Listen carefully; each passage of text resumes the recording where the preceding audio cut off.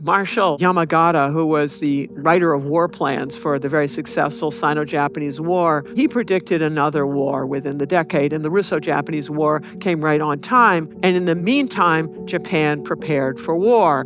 Here you have Sun Tzu, who's talking about it's really important to disrupt alliances. In modern terminology, that would be isolating the adversary. And that's the purpose of the Anglo-Japanese alliance. What it says, its terms say that if more than one European power comes to Asia to fight Japan, that means Russia plus one European buddy, then Britain is going to weigh in on Japan's side. So Britain is the number one power in Europe, so why would you ever want to help Russia out? This alliance goes into effect from 1902 to 1907. It's a 5-year event, opening a window of opportunity for Japan to sort out its empire in Asia.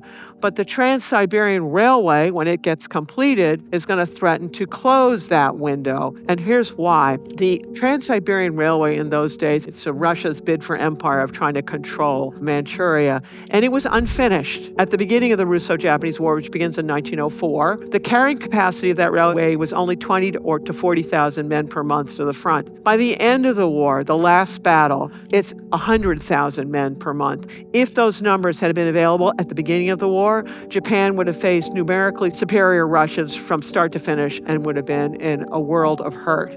So Japan has got a window of opportunity that it's worrying about. But look, this window is very short. It's going to close in 1905-ish. The Japanese are looking at the Russians who are procrastinating. The Japanese are telling them, hey, we will trade recognition of your dominance of Manchuria if you'll recognize our dominance in Korea. The Russians didn't want to do anything. They're procrastinating. And the Japanese are thinking, we got to sort it out before that happens.